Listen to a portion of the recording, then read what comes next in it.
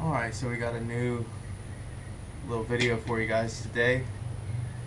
I won the Testo 550s on the Cowboys podcast, and that they have a HVAC live show, and they give away free tools like every other Wednesday.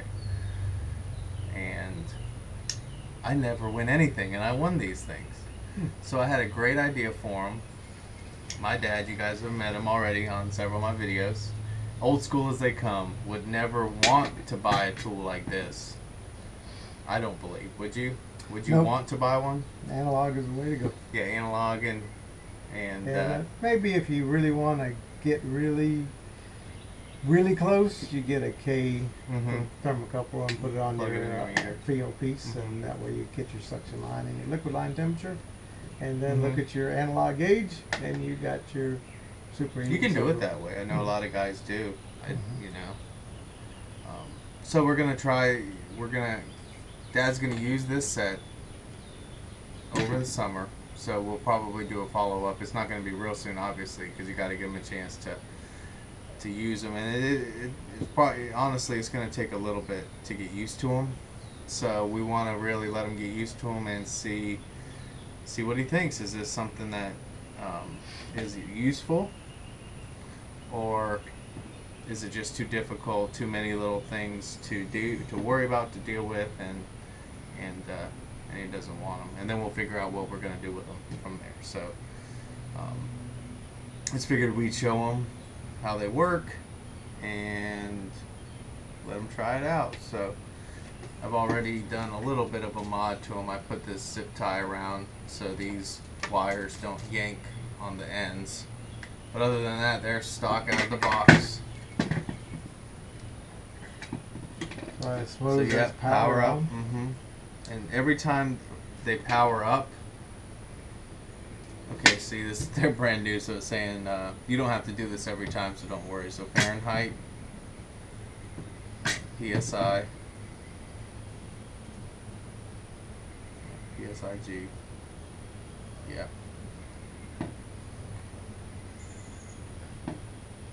Auto off on. Okay, so there's our home screen, and that's what it's going to do. Every time you power it up, it's just going to go right to that.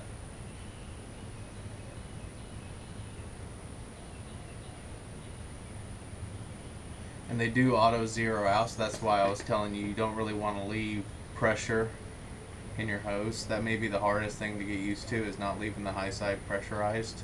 Yeah, I hate losing that little bit of charge, that little ounce, half ounce, or whatever it is. But, all right. Okay, Because so it is now important. shifted between 410 and 22 is mode. Just the or arrow keys. Okay. Yep. Oh, I'm sorry. No, that's not the arrow keys. I'm already confusing you.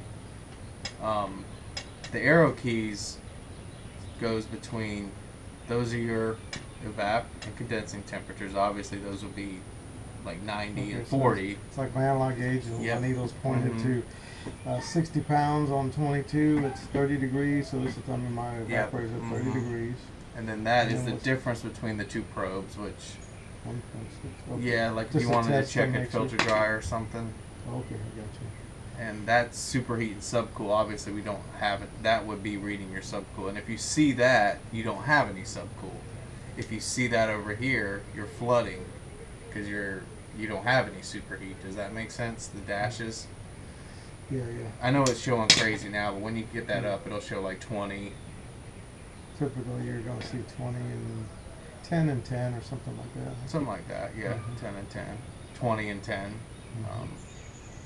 It's different, but yeah, that's your superheat and subcool. And you press it again. Is that Yeah, what you we're can doing? keep going Or up. Going down. It's toggling through, so that's the actual line temperatures. So When it these, says T1 and T2 like that. so these little thermocouples here are a little bit chipped off. No, they're not. I was messing with this one on my finger. Oh, I got you. But I just checked them. They're dead on each other. I just was messing with it like that. So you just toggle through the menu and you can keep I think down is What was maybe, this one again? that was your actual evaporator and condensing. Okay. Mhm. And then That's this it. is the difference between the delta T, superheat and subcooling. and then the actual line temperatures. temps. Yeah, T1 and T2 temperatures. I got you. Evaporator temperature, delta T, superheat, subcool, and your temperature on your probes, T1 and T2. Okay. So To set the to set the refrigerants, press that button, the R. refrigerant. Yeah, and then you use the up and You have to down do arrows. Why is one side? Because it has arrow? multi-functions, I'll show you that. So go ahead and press the middle button, and then now it's flashing. So then you use your up and down arrows, and Okay. I took out all of them except for those.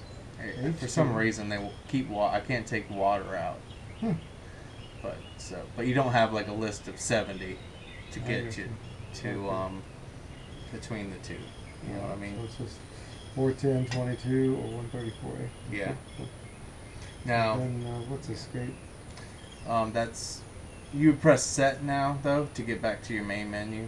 Now you're in 134A. Yep. Okay. Um, So if I want to go to 422 and set. Okay. Mode, it has a pretty cool pressure test mode, and it only works on the high side hose. So you just put it into the pressure test mode, and what you do is, this is showing your high side pressure. So you hit like play. That's what the play and stop is. You would start it, and that tells you started at this pressure. You're at this pressure. This is the time it's been. So that starts to count up 1 minute, 2 minutes, 30 minutes, an hour. So it's right now it's actually counting up, but it hasn't been a minute. It doesn't Yeah. do seconds. Okay. Right. And what's the delta and the P for? That's how much you've lost, because they want you to put the high side probe on the line, because it will compensate for the temperature change. So you may see that number's different, but if that still says 0, So you're doing a nitrogen hold-in charge with this? Is that what this is? yeah. See how it's already saying I've lost 0.1 because my finger's like warming up. I got you. So you're supposed to put this on a line, and it doesn't really matter which line it's on, but it will skew if for some reason you left this out in the ambient air and it's all of a sudden cooled or sun's beating on it. Gotcha. It'll kind of say you've lost more, but then you'll see here that your pressure hasn't changed, so you'll just be like, well, that's, but it is helpful. So how about microns? Is it good with microns? No, it doesn't do vacuums. Not a micron gauge. Dang. Don't get me started on that. People are like, you shouldn't have micron gauges in manifolds. But, so, let's say you're done with your pressure test, that's good. Then you have to hit stop, which is the same button again, you just stop it. So 1 minute and no pressure change? Yep. And you just restarted a new one. Okay. Yeah. So you have to hit, that's what the escape is for. It gets you out of this. So what do you toggle? It gives you your pressure. Yeah, where temperature you started at. Just sets it temperature and then goes back. So you gotta go escape. Actually, you have to stop it. Like, it won't let you escape out of your pressure test, so you have to stop it, then you can escape out of it. Yeah. That's about it, really. Now, this is like to zero them out, because if you're charging a system and this block gets cold, you will notice that they don't stay zeroed out anymore, which is honestly one of the negatives about this tool. When this block gets cold, it will lose its zero.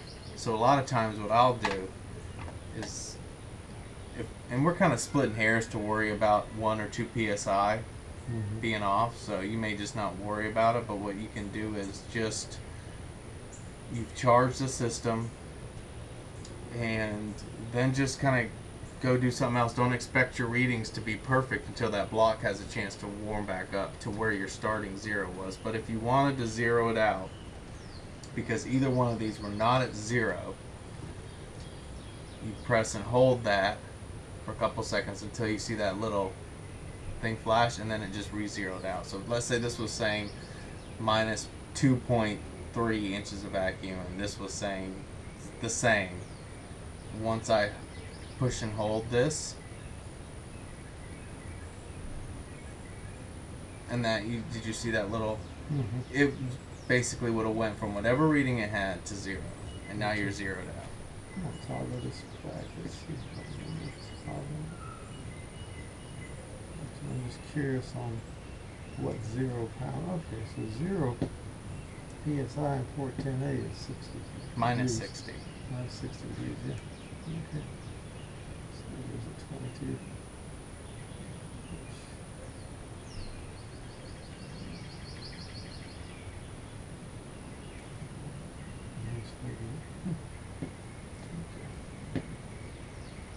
Okay. I gotta get you my hoses so we can get some good hoses on this. If you wanted to try and just put your hoses on. What, do they leak or something? Yeah, they're in real bad shape.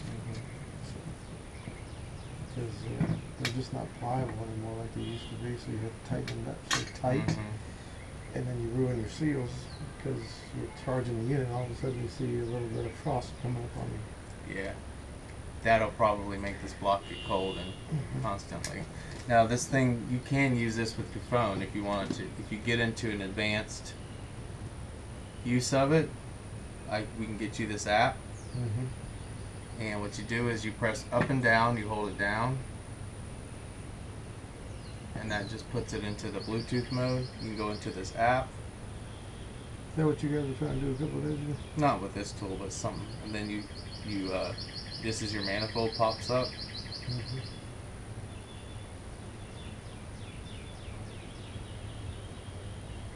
How far away can you go? You could be like, it could be like at the shed and you can get it. It's not real far. But what's nice is it does give you all your readings at once. You don't have to push up and down to look at it. You know, you got your pressure, you got your high side, probe temperatures, and then down here superheat and subcool. And what's cool too is like you can leave your phone by the gauges and go do something else, and you can come back and you can like look at superheat and subcool. You know, these are all like every second it puts another reading. So if you were watching it, you see a subcool is going like 7, 9, 7, 9, and then you come over here and see superheat's going, you know, 0 to 10 or just steady at 10. So this kind of logs it, but I don't know if that's something you would, probably not that, but you just you can look at it like that, like this. And you do have to hold the up and down every time you kind of want to use your phone with it to turn that Bluetooth on, because it turns itself back off. It's when it times out. When it times out, How long does this screen stay up before it times out? Long time, as long as it's active. But if it stops being active, like it's sitting at 0 or sitting at some temperature that's not changing, it assumes you've disconnected it, and then it autos off. How long does that take?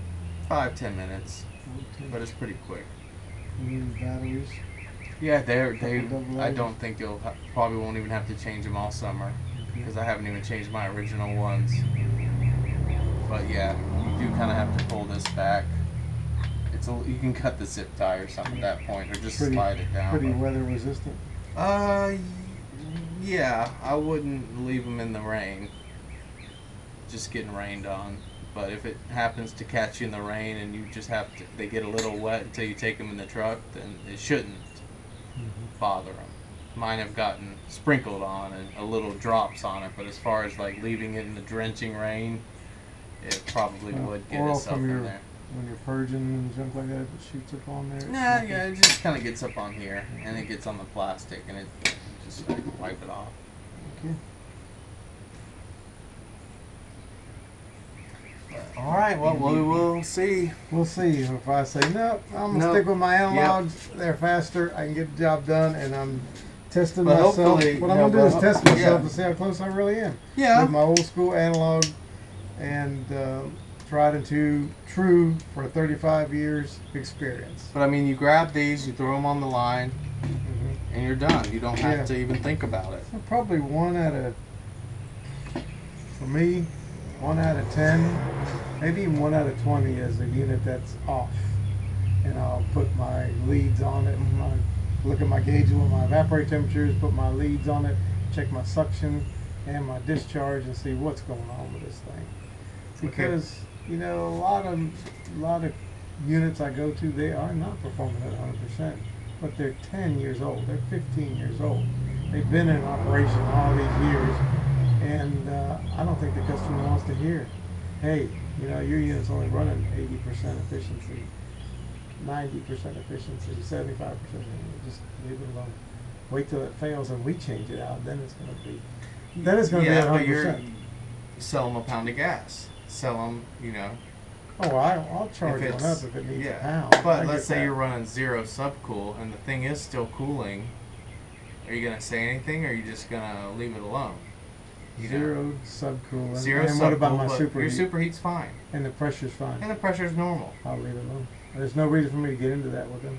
I don't feel. It's just like. But you're not getting into it with with them. It's you just say, well, we replaced a capacitor and the freon's a little low. It's. Yeah. Do you want me to gas it up, or do you want to leave it? No, I could put I could put a pound in it without even. Yeah. Without even right. That's what I'm saying. You know. Okay. So, my final question will be: is it still 1 out of 10 that are needing any kind of this, or are you starting to see that more of them are running wonky numbers that you never really saw before? You know what I'm saying?